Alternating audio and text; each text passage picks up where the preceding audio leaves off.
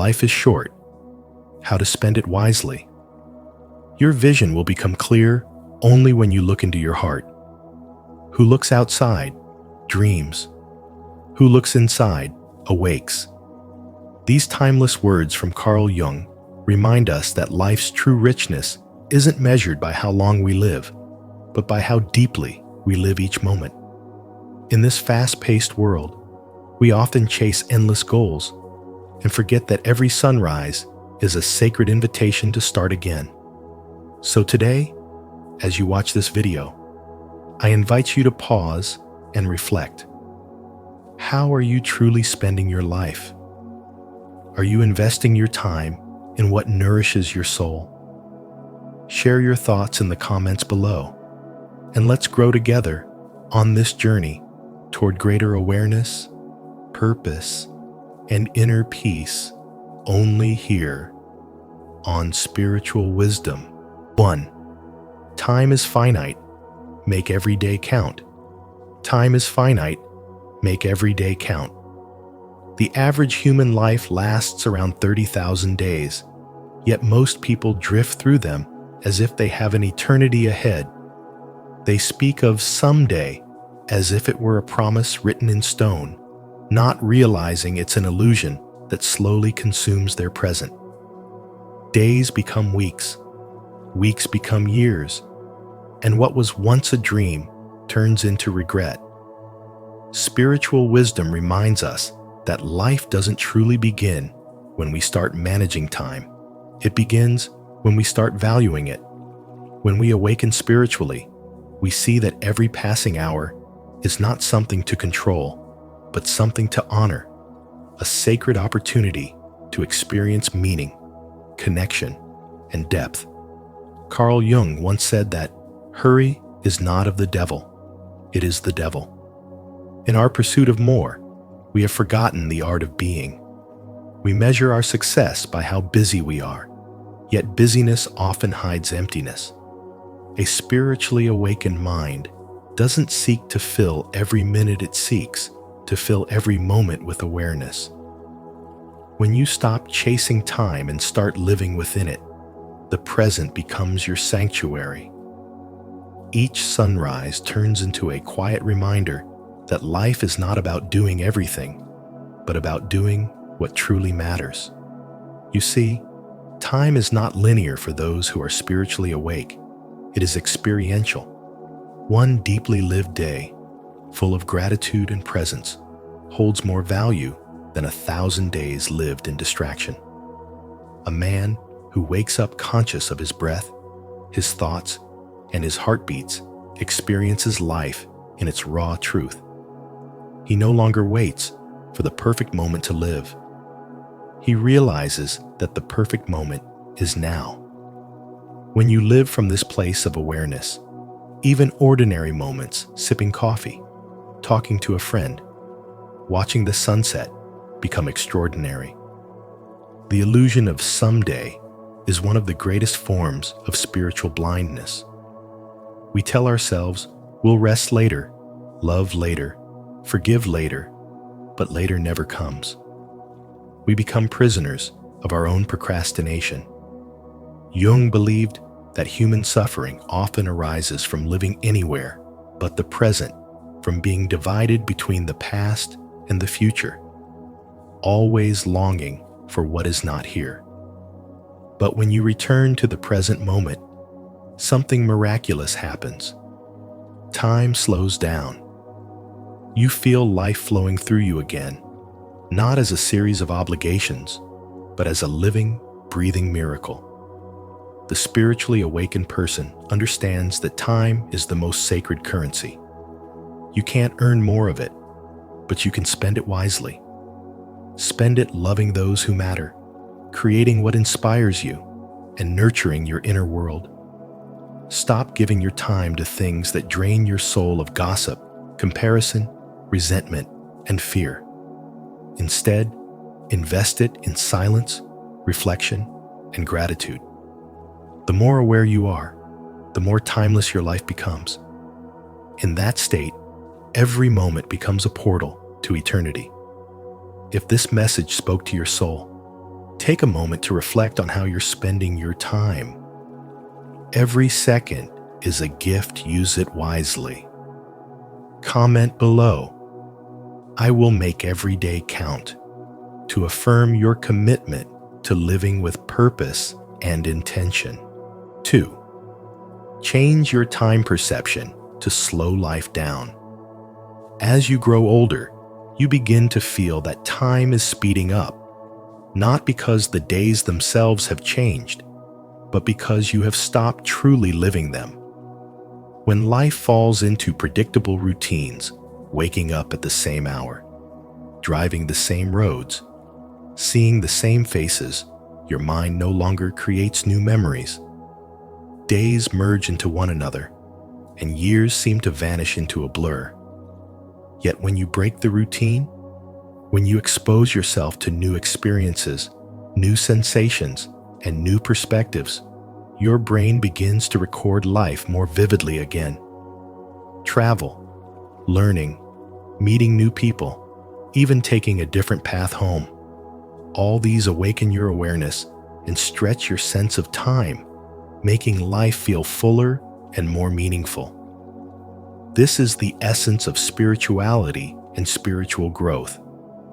Learning to be deeply alive in every moment instead of merely existing in the flow of sameness.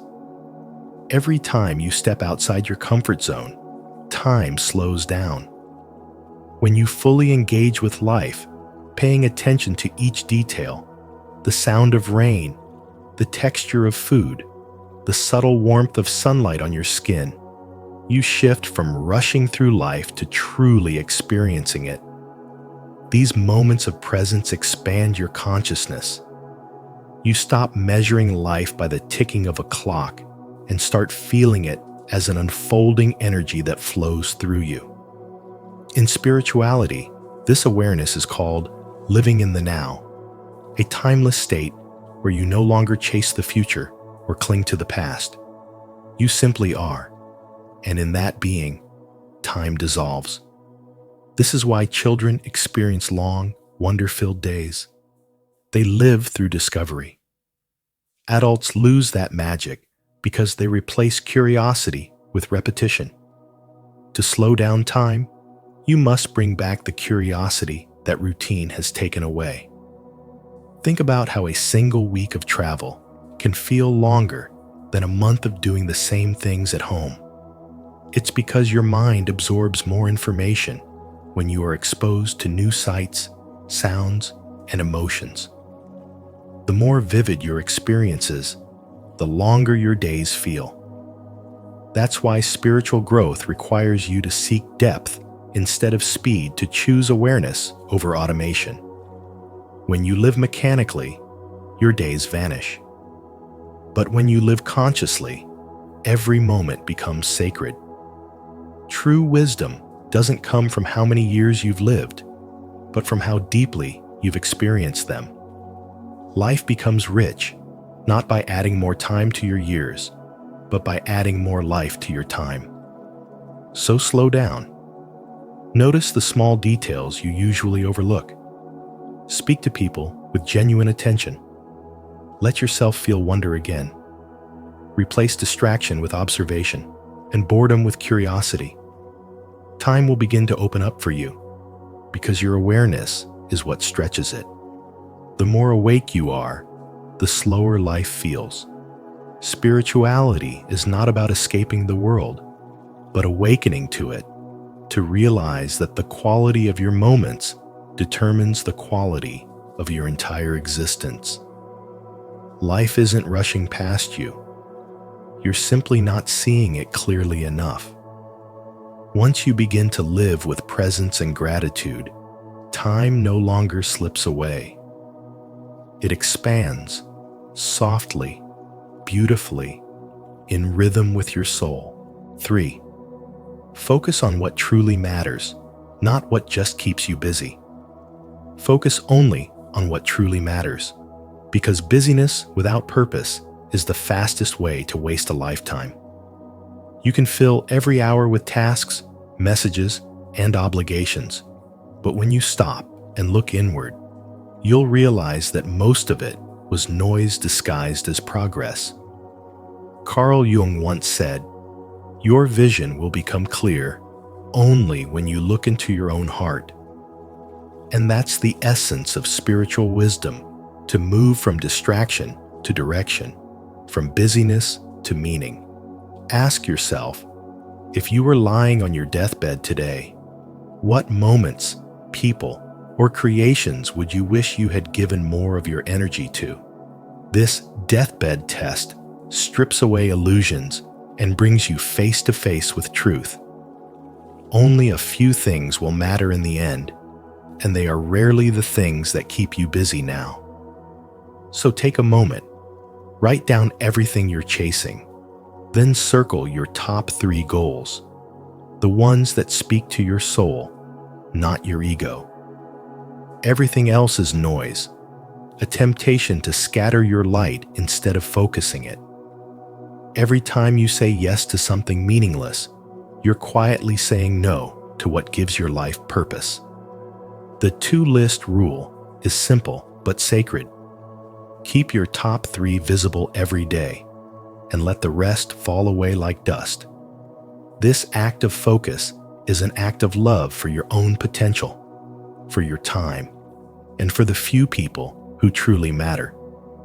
When you start focusing on fewer things, you stop living in fragments and begin to live with clarity. Seneca once said, "It is not that we have a short time to live, but that we waste much of it." Busyness can make you feel alive for a moment, but meaning makes you alive for a lifetime. You'll notice that when your energy is centered, you attract more peace, deeper joy, and richer experiences. Your life becomes slower, but more vivid, quieter, but more powerful. Spiritual wisdom reminds you that fulfillment doesn't come from how much you do, but from how consciously you do it. Distractions will keep coming through screens, conversations, and the endless noise of comparison. But the wise learn to guard their attention as they would guard a sacred temple. Protect your focus like it's your most valuable possession, because it is. Each day, give your energy only to what will still matter when you're old. Your purpose, your relationships, your growth, your peace. When the world tries to convince you that success means doing everything, have the courage to do less, but do it better. In the end, life is short, but that's not the problem. The problem is we act as if it isn't. So use this awareness not as fear, but as fuel. Every hour is a chance to align your choices with your soul's truth. Choose meaning over motion, focus over frenzy, and purpose over performance. Because one day, when you take that final breath, you'll realize that a life well spent isn't one that was filled, it's one that was fulfilled. Do you agree that life is too short to waste on distractions? If you do, affirm your clarity in the comments. I choose what truly matters. Let this be your declaration of living with purpose and intention. 4. Nurture relationships, the real currency of life. Relationships are the real currency of life, and their value grows through quiet consistency rather than grand gestures. Every small act of care, every look, every word, every moment of genuine attention is like a deposit in a sacred account of trust. Carl Jung once said, "Loneliness does not come from having no people around you, but from being unable to communicate the things that seem important to you." True connection begins when you stop measuring love by quantity and start honoring quality. When you listen deeply, empathize sincerely, and share challenges with honesty, you're not just building a bond, you're nurturing the essence of spirituality that turns daily life into a path of spiritual awakening. Many people rush through their days chasing goals, unaware that in neglecting others, they are slowly starving their own soul. Giving time to others paradoxically stretches time itself. When you pause to hear your child's laughter, comfort a friend, or simply look someone in the eye and let them know they matter, you step out of the illusion of hurry and into the stillness of presence. Time expands when meaning fills it, and those moments of attention become eternal in memory. Even weak ties, the friendly barista, the neighbor you wave to, the colleague who shares an idea, carry unseen power. They widen your perspective, create new opportunities, and remind you that the world is interconnected through countless invisible threads. Every smile or simple word of kindness is energy exchanged, proof that spirituality is not something distant or abstract, but something lived through human warmth. These small connections nourish your spiritual awakening by showing you that every soul you meet is a mirror reflecting a part of your own journey. Trust deepens not through perfection, but through presence. When conflict arises, it's not the absence of mistakes that sustains love. It's the willingness to repair. Empathy, honesty, and shared vulnerability are the true foundations of unshakable relationships. Say what you feel, own your flaws, and choose understanding over ego. Each act of humility is a spiritual practice, each apology a doorway to awakening, and each reconciliation a silent prayer that keeps your relationships alive. For men who have spent years carrying responsibilities in silence, learning to connect is not weakness, it's wisdom. Strength isn't found in emotional armor, it's found in the courage to express care consistently. A simple text of encouragement, a moment of listening without judgment, a word of gratitude. These gestures may seem small, but they carry the power to heal. They remind you that spirituality is not a distant mountain to climb, but a quiet discipline of the heart, practiced one conversation at a time. So nurture your relationships like sacred gardens. Give your time, your patience, and your authentic presence. Let every interaction become a chance to practice mindfulness, compassion, and love. Life is short, but when you invest in people, you multiply meaning. And in that act of giving, you will discover the secret of all spiritual awakening, that the more you share your light, the brighter your own world becomes. 5. Build purpose through learning, health, and growth. Build purpose through learning, health, and growth, because a life without intentional expansion quietly contracts. In your 20s and 30s, your greatest return doesn't come from earning more. It comes from learning more. Every book you read, every new skill you master, every challenge you embrace adds depth and direction to your path. When you focus only on money, you gain a paycheck. When you focus on growth, you gain perspective, resilience, and wisdom that no economy can take from you. True spirituality is not about escaping life. It's about growing through it. When you commit to your own spiritual growth, you start to see that success is not found in shortcuts, but in the steady act of becoming a little wiser, a little braver, and a little more compassionate each day. Growth always lives just beyond the borders of comfort. The moment you feel the pull of resistance, that's where expansion begins. Each time you step into something unfamiliar, whether it's speaking up, trying again after failure, or walking away from what no longer nourishes you, you move closer to the person you're meant to become.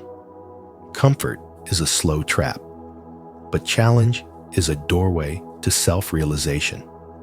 Carl Jung once said, There is no coming to consciousness without pain. The discomfort you feel today is the sign that your soul is stretching. Embrace it as part of your spiritual awakening, the sacred process of becoming fully alive to your potential. Health, sleep, and movement are not luxuries. They are the foundation upon which every dream stands. A tired mind cannot see clearly, and an exhausted body cannot carry purpose far. Your health is your power, your energy is your currency, and your clarity is your compass. Treat your body like an instrument of meaning. Rest deeply, move often, eat with awareness, and protect your peace like it's sacred ground. Even short bursts of physical activity, a quick walk, a stretch between tasks, and a few mindful breaths can restore your energy and sharpen your focus. When your body moves, your mind follows, and your spirit begins to flow again. Micro workouts and small acts of self-care might seem insignificant, but they are powerful spiritual practices in disguise. Every time you choose presence over distraction, movement over stagnation, and nourishment over neglect, you tell your subconscious mind that you are worth caring for. This is how spiritual growth happens, not in rare, extraordinary moments, but in the quiet, consistent choices of daily living. The mind clears when the body is active, and solutions often appear when you're not forcing them. A simple walk can untangle thoughts that hours of sitting could not. Purpose is not found overnight. It's cultivated through alignment. You build it when you learn intentionally, grow consciously, and live with awareness. You build it when your outer actions reflect your inner values. The truth is, your 20s and 30s are not a race to accumulate wealth. They are an initiation into wisdom. Focus on becoming the kind of person who can handle abundance when it comes. Let your success be a reflection of your inner order, not your external chaos. Remember, your health multiplies your energy, your learning multiplies your opportunities, and your growth multiplies your capacity to serve others. This is the essence of spiritual wisdom: to live fully, learn continuously, and love deeply, because that is how you spend your short life wisely. Stay connected with the Spiritual Wisdom community by subscribing to our channel. Here, we explore how to live with purpose through learning, health, and inner growth. Every step you take toward wisdom is a step toward a more meaningful life. Remember, your time is sacred. Use it to evolve, to heal, and to grow into the best version of yourself. 6. Master your emotions and mental energy. Mastering your emotions is mastering your life, because every feeling you experience is simply energy passing through you, not a permanent truth about who you are. Scientifically, emotions last around 90 seconds in your body before they fade. After that, any suffering you continue to feel is a choice your mind keeps repeating. The next time anger, fear, or sadness rises, pause and breathe. Remind yourself that you have power over your response. Carl Jung once said, "Until you make the unconscious conscious, it will direct your life and you will call it fate." That means your emotions are not enemies to suppress, but signals inviting you to understand yourself more deeply. When you respond instead of react, you transform chaos into clarity. Emotional intelligence is not about pretending to be calm all the time. It is the strength to stay open, honest, and vulnerable even when it feels uncomfortable. It's choosing understanding over control, presence over pride, and connection over ego. When you learn to sit with your emotions instead of running from them, you begin to build trust first within yourself then with others. People don't follow perfection. They follow authenticity. This is where spiritual wisdom meets psychology. When you manage your energy instead of trying to manage your time, everything begins to align. Most people chase minutes and lose meaning, but wise people protect their energy like sacred currency. Your success is not determined by how many hours you have in a day, but by how much life you bring into those hours. Energy management is learning to recognize where your focus flows and guarding it fiercely. It's saying no to distractions that drain you, to conversations that dull your spirit, and to habits that scatter your attention. Remember, where attention goes, energy flows, and where energy flows, life grows. Time may be finite, but energy is renewable when it is directed by purpose. Carl Jung taught that the key to wholeness lies in integrating our inner opposites, light and shadow, rest and action, discipline and surrender. Managing energy means honoring all parts of yourself. Your body that needs movement and rest, your mind that needs silence and stimulation, your heart that needs both solitude and connection, and your spirit that needs meaning and direction. When you shift from asking, "How can I do more?" to, "How can I feel more alive while doing it?" life becomes less about survival and more about mastery. You start living intentionally, designing your days around what nourishes you instead of what exhausts you. In moments of tension, remember Viktor Frankl's timeless wisdom. Between stimulus and response, there is a space. In that space is our power to choose our response. That space is your throne. It's where true freedom begins. Breathe into that space before you speak, before you act, before you decide.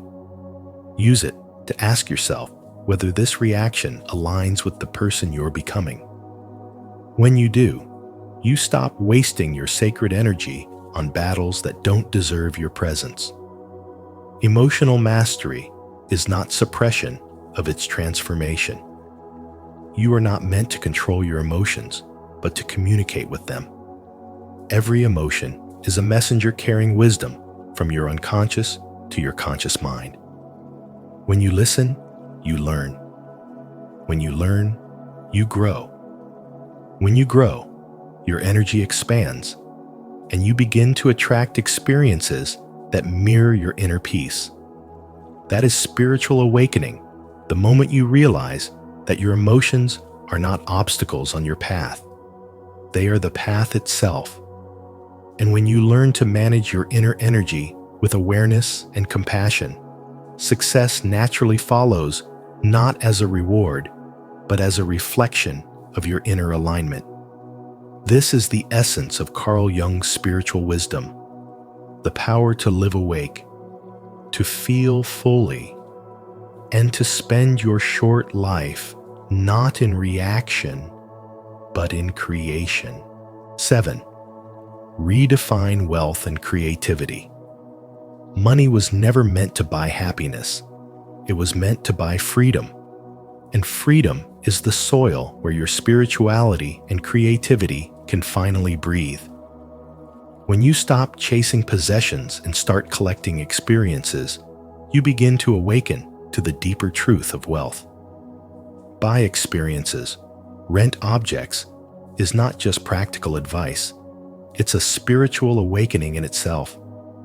It reminds you that joy doesn't live in what you own, but in how fully you live. Each experience shapes your consciousness, while every object eventually fades or demands maintenance. The man who understands this truth no longer seeks status, he seeks presence. He begins to see that the truest wealth is found in the moments that expand the soul, not in the things that clutter the home. True spirituality asks you to master money, not worship it. When Carl Jung said, "Who looks outside dreams, who looks inside awakes," He was pointing directly at this shift from outward striving to inward awakening. Money should serve your life, not control it. The more you accumulate, the more your possessions quietly possess you. Every upgrade, every indulgence in lifestyle inflation slowly trades your freedom for illusion. But when you use money with intention to buy time, to choose your path, to invest in your spiritual growth, you turn it into an ally rather than a master. That is where spiritual awakening begins.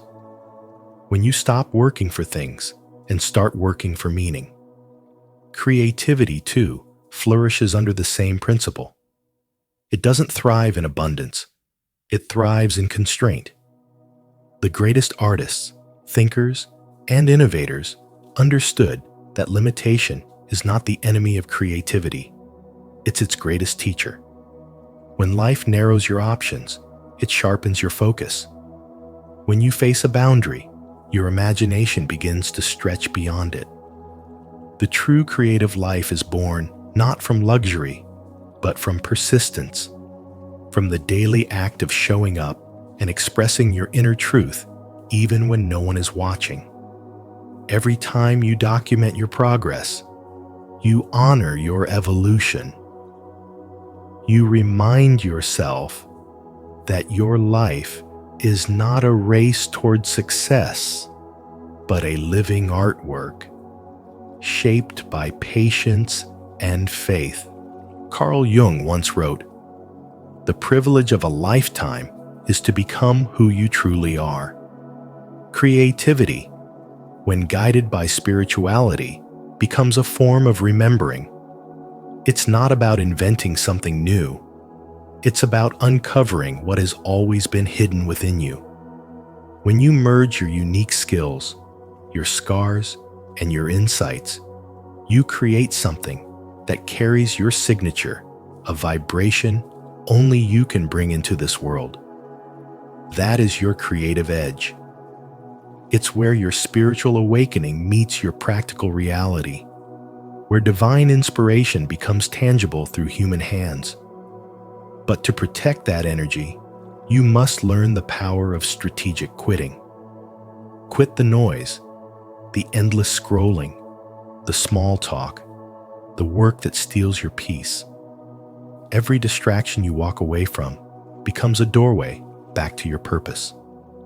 Every no you give to what drains you is a yes to what feeds your spirit.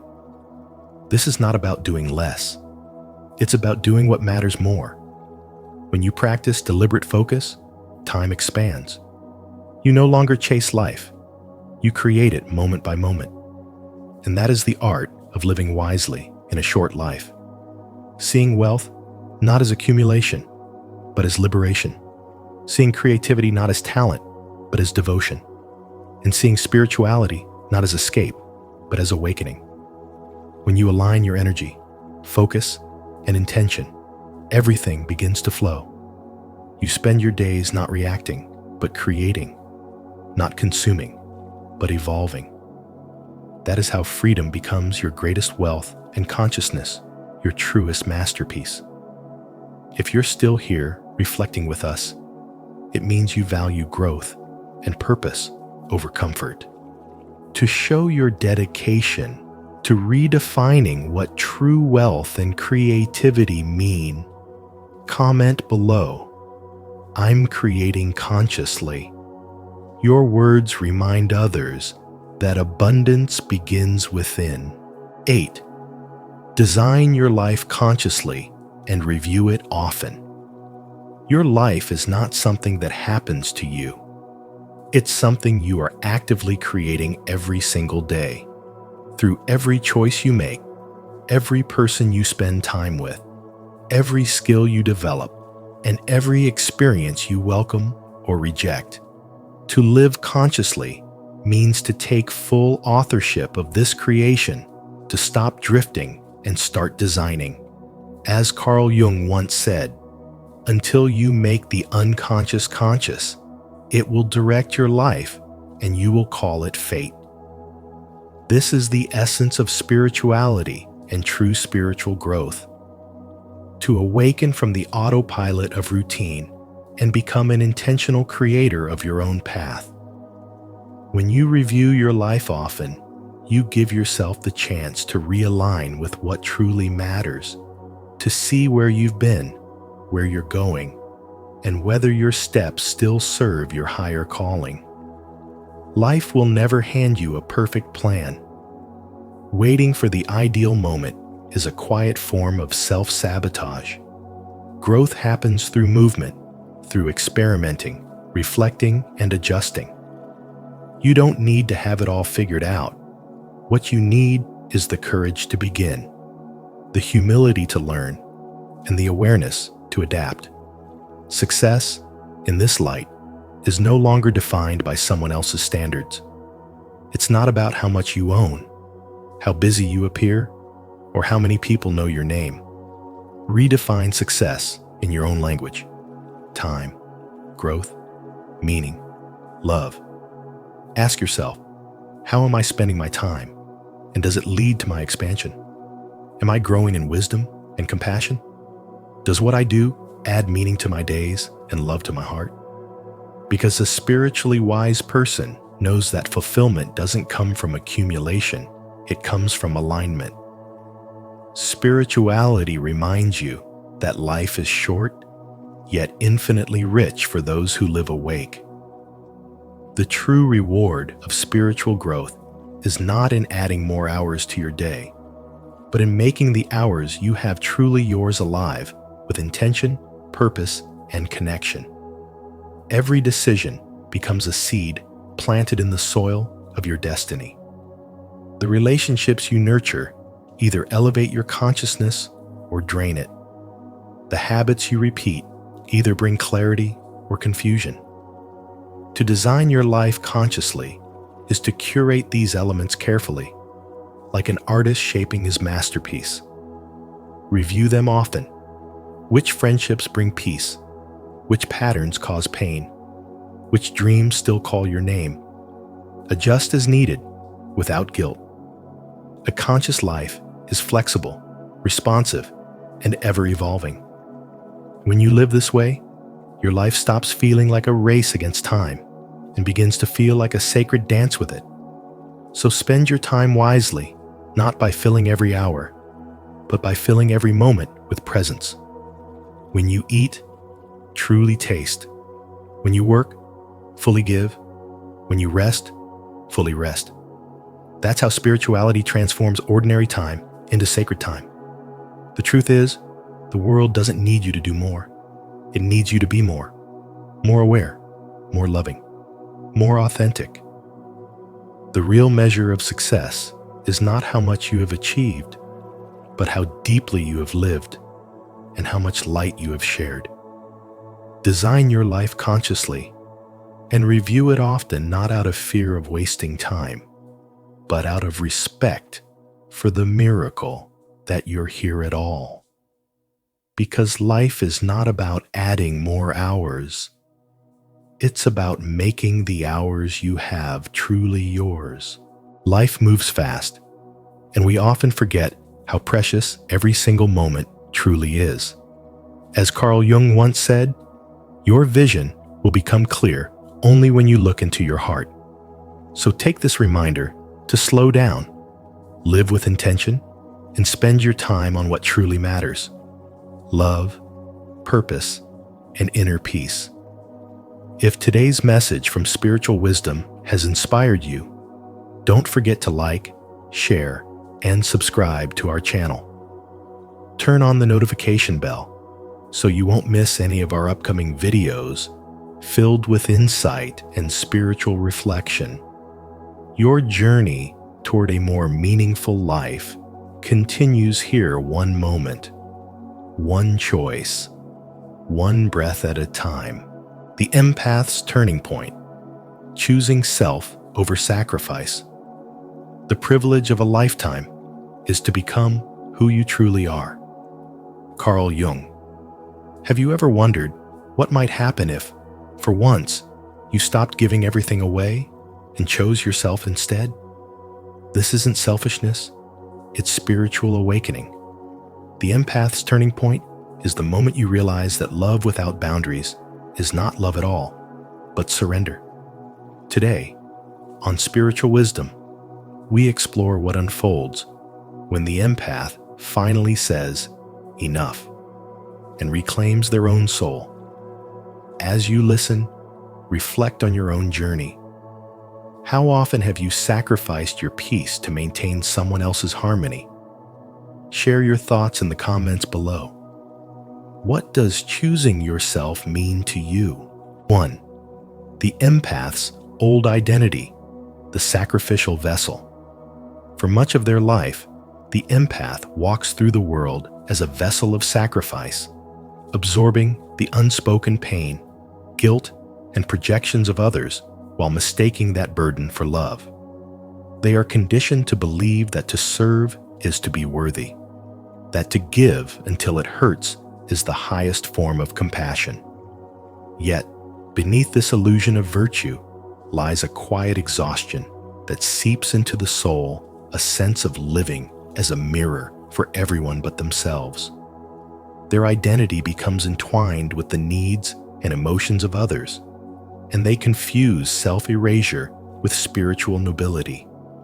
Every act of self-denial is praised as kindness, every boundary ignored as proof of purity, and slowly, their own light begins to fade beneath the weight of everyone they've tried to save. This is the empath's old identity, the sacrificial vessel that believes love must always mean loss. They carry the emotional debris of the world, hoping that through their suffering, others might find peace. They become experts at reading faces, soothing tempers, and silencing their own truth for the sake of harmony. But spirituality is not about dissolving into others. It is about remembering the sacredness of the self.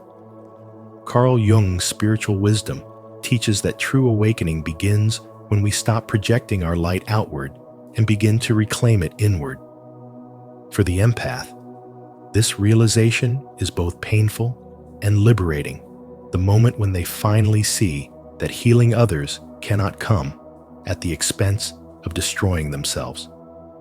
The empath's awakening often begins in stillness, that quiet ache when they can no longer pretend that constant giving feels like grace. They start to question the beliefs that once governed them. Why must love require suffering? Why must compassion demand silence?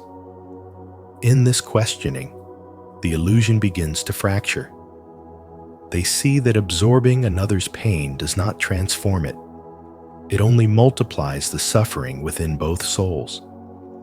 They understand that boundaries are not betrayals of love, but acts of spiritual alignment, allowing energy to flow where it belongs instead of stagnating in sacrifice. This moment of clarity feels like death, the death of the false self that once believed salvation was found in servitude, but in truth, it is the birth of consciousness. As their spirituality deepens, the empath begins to embody a higher form of compassion, one grounded in awareness, not exhaustion. They no longer confuse empathy with absorption or silence with peace.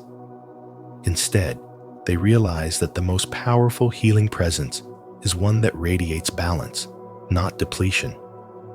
Their energy shifts from rescuing to resonating, from pleasing to being. They no longer seek to prove their worth through pain, but to express it through authenticity. And through this inner transformation, their relationships evolve. They stop attracting those who feed on their light and begin connecting with those who honor it. This is the true spiritual awakening of the empath. The moment they choose themselves without guilt, the moment they learn that self-love is not the opposite of compassion, but its foundation. Their empathy becomes clear, their spirit stronger, and their presence lighter. They cease to be the sacrificial vessel and become the awakened soul, one who loves not to be needed, but to be whole. Through this shift, they discover that choosing self over sacrifice is not selfishness, but the purest form of spiritual wisdom. For only when the empath's own cup overflows can their love truly heal the world. If this message resonates with you, take a deep breath and honor your growth. Comment below, "I choose myself," to affirm your step toward transformation and inspire others to begin their own journey of spiritual awakening. 2. The turning point: choosing themselves. When the empath finally dares to say no and whispers, "What do I need?" something ancient awakens a quiet revolution within the soul. It is the moment the archetype of the sacrificial lamb begins to die, giving birth to the sovereign within. This shift feels terrifying because it defies every layer of conditioning that once equated love with compliance and peace with pleasing others. For so long, the empath's identity has been built on the illusion that spirituality means self-erasure, that to be kind is to carry everyone's pain, and that harmony must always come at their own expense. But the truth is, choosing yourself is not betrayal. It is liberation. Carl Jung called this the process of individuation, the sacred journey of becoming who you truly are beneath the roles, the expectations, and the emotional burdens inherited from others. At this turning point, the empath begins to see that compassion without boundaries is not love, but depletion. They start realizing that genuine spirituality is not about how much suffering one can endure for others, but about how courageously one can honor their own soul. Spiritual growth unfolds not through endless sacrifice, but through self-recognition, through the act of saying, "My energy matters, my peace matters, my needs matter." The empath learns that healing does not come from absorbing the world's pain, but from transforming their own through awareness. What once felt like selfishness now reveals itself as sacred responsibility. To tend to your inner light is not to withhold it from others, but to ensure it never burns out. And so the empath evolves. They stop confusing exhaustion with compassion and silence with peace. They no longer chase the approval of those who only take without giving. Instead, they begin walking toward relationships that honor reciprocity, conversations that feed their soul, and spaces where their spirit can breathe. They learn the art of saying yes, from authenticity, and no, without guilt. Each boundary they set becomes an act of love, not against others, but for themselves. The same sensitivity that once felt like a curse now becomes their greatest gift, for it allows them to feel life deeply without being consumed by it. Through this awakening, the empath's heart no longer seeks validation in being needed. They begin to understand that love without self-respect is not love at all, and that saving others while losing oneself is not noble, but tragic. By choosing themselves, they don't lose their empathy, they refine it. Their love becomes rooted, their energy sovereign, their presence magnetic. They discover that true spirituality is not about martyrdom, but embodiment, about walking as a whole being, radiant and aware, no longer defined by others' chaos. And as they rise into this awareness, the empath transforms from a silent sufferer into a conscious creator, learning at last that to choose oneself is to honor the divine pulse that beats within all life. Do you feel this truth awakening within you? If you do, affirm your turning point by commenting below. I choose myself, and I rise. 3. Breaking the savior complex. The empath comes to see that much of their compassion has never been unconditional. It was a quiet negotiation, a hidden transaction whispered beneath every act of care. If I keep you whole, I won't be abandoned. For years, they lived as emotional healers, carrying burdens that were never theirs to hold, mistaking sacrifice for love and exhaustion for devotion. Carl Jung once said, "Until you make the unconscious conscious, it will direct your life and you will call it fate." And so, the empath's turning point arrives when they begin to see the unconscious roots of their kindness, realizing that behind their endless giving was a child afraid of being unloved, unseen, or left behind. What once felt like selflessness now reveals itself as a survival strategy, a way to feel worthy through fixing others, a way to keep love from slipping away. As this illusion dies, a sacred rebirth begins. The empath no longer seeks validation through the wounds they mend, but through the peace they protect. They understand now that genuine compassion is not about losing themselves in another's suffering, but about holding love without attachment.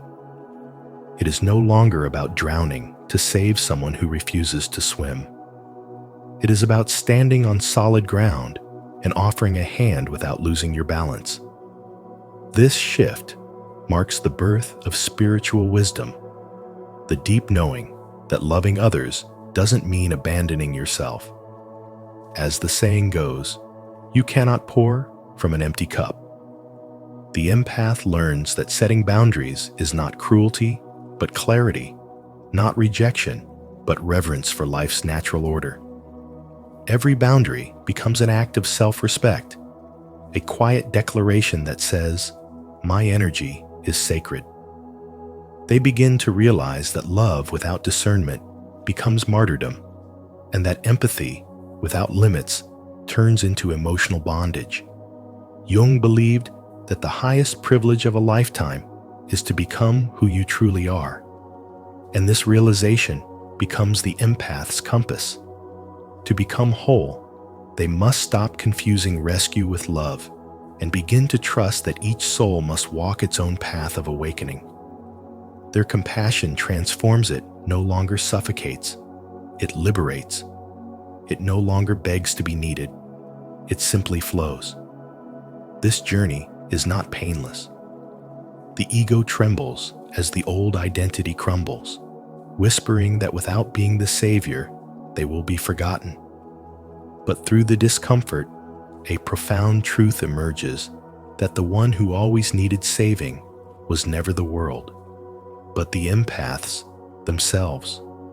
They realize that healing others cannot replace healing their own wounds, and that true love is not self-sacrifice, but self-awareness in motion.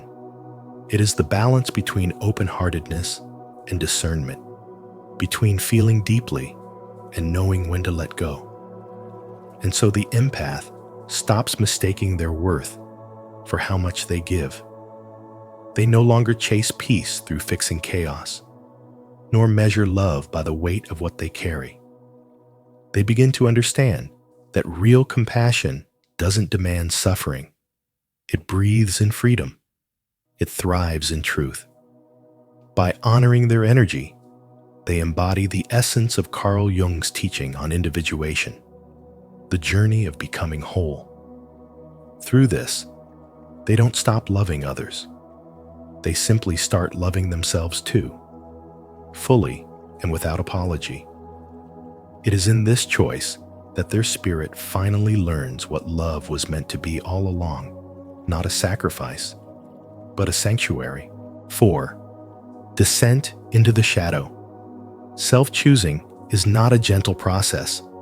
It is a descent into the shadow, a spiritual awakening that strips away every illusion you've worn to survive. It begins when you face the guilt, rage, and desire that you've long buried beneath your need to be good. For years, the empath has worn the mask of the caretaker, believing that peace can only exist when they silence their own needs. But true spirituality demands honesty, and honesty demands confrontation with the parts of yourself you've been taught to reject. The guilt you feel when you say no, the anger that rises when you've been used, the longing you suppress to avoid judgment. These are not signs of weakness or sin. They are the voices of your inner self calling to be seen. This descent is your initiation into authenticity. The underworld is not a place of punishment. It is the sacred workshop of transformation. When the good person mask shatters, you begin to see that the shadow is not your enemy. It is your unclaimed power. Rage becomes the fire that guards your boundaries. Pride becomes the recognition of your worth. Desire becomes the pulse that keeps your soul alive. You no longer see these energies as threats to your spirituality, but as the very roots of it. Spiritual awakening is not about floating above your emotions. It is about diving deep enough to understand them. The empath learns that feeling everything is not a curse. It's the doorway to wisdom. In this descent, illusions fall away. You begin to realize that being good often meant being afraid, that selflessness was sometimes self-abandonment, and that peace built on silence is not peace at all. The moment you stop trying to be pure and start being real, something miraculous happens. The guilt begins to dissolve. You discover that choosing yourself is not an act of selfishness, but of balance. It is how you honor the divine life within you, instead of betraying it for the comfort of others. The empath's turning point arrives when compassion expands to include the self. You stop trying to save everyone else and start saving the fragments of your own soul. Through this journey, spirituality transforms from an escape into an embodiment. You learn that true enlightenment is not light without darkness, but light that shines through it. Wholeness does not mean perfection. It means integration. You hold both your rage and your love, your strength and your tenderness, and realize that every emotion serves a sacred purpose. The descent into the shadow is where you retrieve the lost pieces of your power. It's where you stop defining goodness by suffering and start defining it by truth. And in this sacred underworld, where your heart meets its own reflection, you finally understand what Carl Jung meant when he said, "There is no coming to consciousness without pain. Through that pain, you are reborn not as who the world needed you to be, but as who you truly are." Leave your like and subscribe to Spiritual Wisdom and turn on the notification bell so you won't miss the next awakening message. Let this journey through the shadow remind you of your hidden light. Type in the comments, "I embrace my shadow and rise in truth." 5. Birth of the Sovereign Soul. Emerging from the darkness, the empath transforms into the sovereign soul, no longer a victim of emotions, nor a savior of others. Through the fires of awakening, they learn that sensitivity without awareness is chaos. But when guided by wisdom, it becomes a sacred instrument of clarity and compassion. Each no they utter is no longer born from fear, but from self-respect. Every boundary they create becomes a declaration of inner authority, a silent testament to the truth that spiritual growth requires both love and discipline. In this state, guilt loses its grip, and the empath begins to embody a calm, unshakable presence, a quiet power that needs no approval to exist. They realize that for years, they mistook sacrifice for virtue and pain for purpose, believing that love meant carrying everyone else's burden. But now, they understand that real spirituality is not self-abandonment disguised as compassion. It is awareness rooted in balance. To give without measure is not kindness, it is unconsciousness. To feel without discernment is not empathy, it is absorption. And so the empath begins to see that healing does not come from absorbing the wounds of others, but from embodying wholeness within themselves.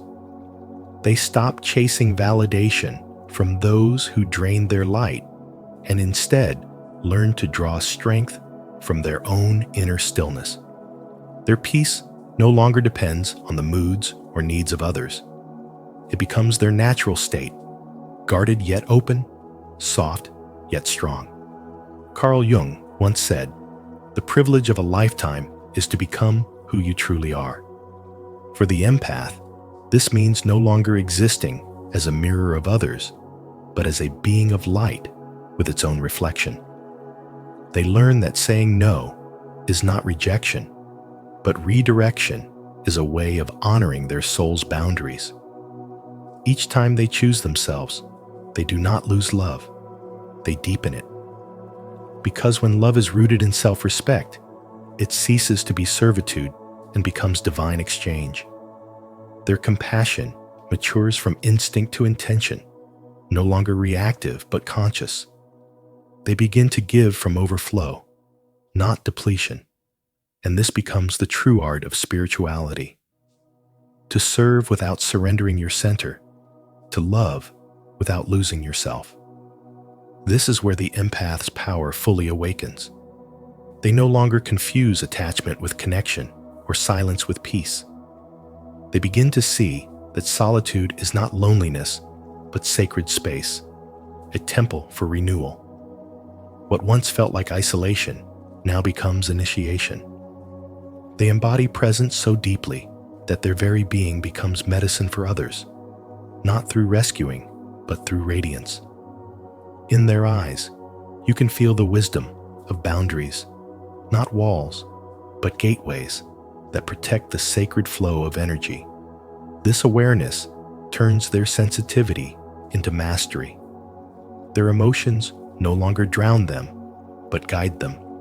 They have finally realized that the most spiritual act one can perform is to honor their own soul first. For from that wholeness, all true love flows. And so, they walk forward not as saviors, but as sovereigns, embodying the quiet authority of one who has learned that peace is power and boundaries are grace. They understand that choosing themselves is not selfishness. It is self-alignment. Every no they speak echoes as a yes to their divine purpose. Every moment of stillness becomes a conversation with the soul. And in that sacred silence, they rise not above others, but beyond the old self that once believed love meant losing. This is the essence of spiritual growth. To love consciously, to give wisely, and to live as the awakened empath, sensitive, sovereign, and free. 6. The rebirth of love. True love is no longer dependency, absorption, or sacrifice. It is a radiant exchange between two complete beings who can give without depletion, love without losing themselves, and stand in intimacy without disappearing. As Carl Jung once said, the meeting of two personalities is like the contact of two chemical substances. If there is any reaction, both are transformed. For the empath, this transformation marks the moment they stop mistaking self-sacrifice for love and begin to understand that choosing themselves is not selfishness, it is spiritual wisdom. When you finally realize that loving another does not mean abandoning yourself, something profound awakens inside you. You begin to understand that your worth is not measured by how much you endure or how deeply you suffer, but by how honestly you live in your truth. You learn to give without pouring from emptiness, to care without rescuing, and to speak without apologizing for your needs. The love that once drained you now nourishes you because it flows from wholeness, not from lack. You stop playing the healer who must fix everyone and start becoming the conscious creator of your own peace. This is the empath's turning point, where sensitivity becomes strength and boundaries become sacred. As you embody this truth, relationships in your life begin to shift. Some connections fade quietly because they were built on your old patterns of overgiving, while others deepen in authenticity because they can finally meet the real you, the one who loves with clarity instead of guilt.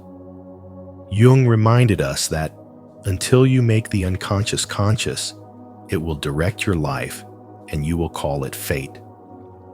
When you bring light to your unconscious need to please, to be the savior, to earn love through suffering, you free yourself from the silent contracts that keep you small. You begin to see that empathy without boundaries is self-destruction, but empathy with boundaries is divine compassion. You are no longer the sponge absorbing everyone's emotions. You are the mirror reflecting truth back to the world. You understand that saying no is an act of love for yourself and for others because it keeps relationships real. You no longer confuse intensity with intimacy, chaos with connection, or guilt with goodness. Love becomes quieter, deeper, more spacious. You stop performing love and start embodying it. Your heart, once a lifeboat rescuing every drowning soul, becomes a lighthouse shining brightly, guiding others home without losing itself to the waves.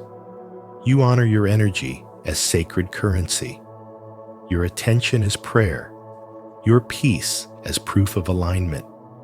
The people meant for you will rise to meet your vibration, and those who can't will drift away, not in anger, but in truth.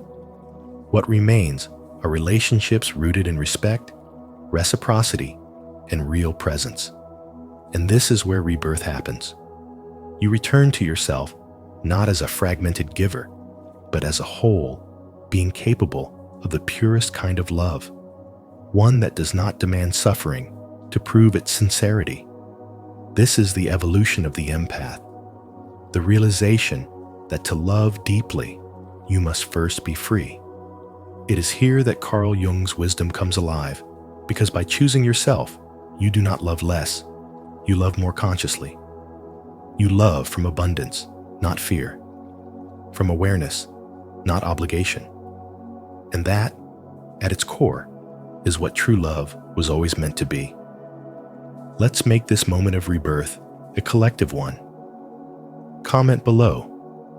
Love begins within me, to affirm your own healing and renewal. And every time you see someone write that in the comments, reply or leave a heart to remind them they're not alone on this journey. Together, through spiritual wisdom and compassion, we can create a space where love is not taken for granted, but reborn in each of us. If you believe in this shared awakening, type 1, so we'll know how many hearts are ready to spread light. 7. Integration and wholeness. By embracing both light and shadow, the empath steps into a profound stage of spiritual awakening, realizing that the road to wholeness is not about rejecting parts of themselves, but weaving them together in harmony. Anger no longer burns uncontrollably. It becomes protection, a guardian of personal boundaries that keeps sacred energy from being drained. Desire, once suppressed or misunderstood, transforms into a creative fire that fuels vision, passion, and divine purpose. Vulnerability, often mistaken for weakness, reveals itself as the deepest strength, the quiet courage to remain open in a world that teaches defense. In this balance of opposites, masculine and feminine, light and dark, the empath no longer fears their own depths, but moves within them with grace and clarity. This integration marks the turning point where empathy evolves into spiritual wisdom. No longer lost in the emotions of others, the empath learns to discern the ability to feel without absorbing, to understand without carrying. They realize that not every sorrow belongs to them, not every chaos demands their healing, and not every wound requires their sacrifice. The heart becomes intelligent, filtering the world through the awareness of what is truly theirs to hold. Through this awareness, they move from reaction to response, from emotional exhaustion to energetic mastery. In this awakened state, the empath becomes a lighthouse, strong, steady, and luminous amidst the storm. They radiate light, not to save others from the darkness, but to remind them that they too can find their own way home. The empath's power is no longer hidden in silent suffering, but expressed through presence, purpose, and peace. This is where compassion matures. It no longer stems from guilt or the need to be needed, but from inner abundance. Love becomes clearer, giving becomes wiser, and connection becomes sacred rather than sacrificial. Carl Jung called this process individuation, the merging of all inner fragments into one coherent soul. It is the alchemy of spirit, where wounds become wisdom and pain transforms into understanding. The empath learns to stand firm in the balance of their own duality, to be both fierce and gentle, both grounded and intuitive. They no longer seek to fix the world, but to embody harmony within it. When light and shadow coexist without conflict, the empath's soul shines as a reflection of divine equilibrium, a living symbol of consciousness fully integrated, awake, and whole. 8. The collective impact. When one empath awakens, the world subtly changes, not through noise or rebellion, but through vibration and awareness. Their quiet decision to reclaim their own energy dismantles the ancient pattern of projection and blame that humanity has unconsciously lived by. For centuries, empaths have been the emotional filters of society, absorbing pain, transmuting it into compassion, and carrying the burden of others' unresolved wounds. Yet when an empath finally says, "This is not mine to hold," they do something revolutionary. They turn suffering into wisdom, and that wisdom becomes a force of spiritual growth that ripples through the collective field. Carl Jung taught that individuation, becoming whole, is not an act of selfishness, but an act of service to the soul of the world. When one person faces their shadow instead of projecting it, humanity heals a fragment of its own collective darkness. In spirituality, we learn that energy is never lost. It transforms. The empath's transformation from martyr to master alters the spiritual atmosphere around them. When they stop rescuing and start reflecting, others are gently forced to meet their own truth. Their calm becomes contagious. Their boundaries become blueprints for healthier connection. Each healed empath becomes a mirror of possibility, showing others that self-ownership is not isolation, but liberation. They remind us that love cannot bloom where self-betrayal lives, and that real peace requires courage, not compliance. Through this turning point, the empath no longer sacrifices themselves on the altar of harmony. They embody harmony within, and that inner coherence radiates outward, restoring balance to the world. The collective impact of one awakened empath is profound. Their nervous system becomes a tuning fork for integrity. Their words carry the frequency of truth rather than guilt, and their presence teaches by silent example. They no longer enable dysfunction through endless giving. They elevate relationships through authenticity. Their transformation invites others to step out of dependency and into empowerment. Like a ripple on still water, their self-respect expands, touching family, community, and culture. This is how spiritual growth moves one healed heart at a time, reshaping humanity's emotional architecture. The empath's light, once dimmed by exhaustion, now illuminates the path for others to reclaim their power and remember that to heal oneself is to serve the collective. Because in the grand tapestry of life, the wholeness of one thread strengthens the fabric of all. When the empath finally chooses themselves, life begins to unfold in a new light, not through self-sacrifice, but through self-respect. Choosing yourself isn't about rejecting love. It's about discovering what true love actually means: love that flows from authenticity, not fear. Remember, the world doesn't need another martyr. It needs awakened souls who can love without losing themselves. As you walk this path, may you find the courage to listen to your inner voice, to protect your peace, and to honor the truth that your light shines brightest when it's your own. So tell me, are you ready to choose yourself today?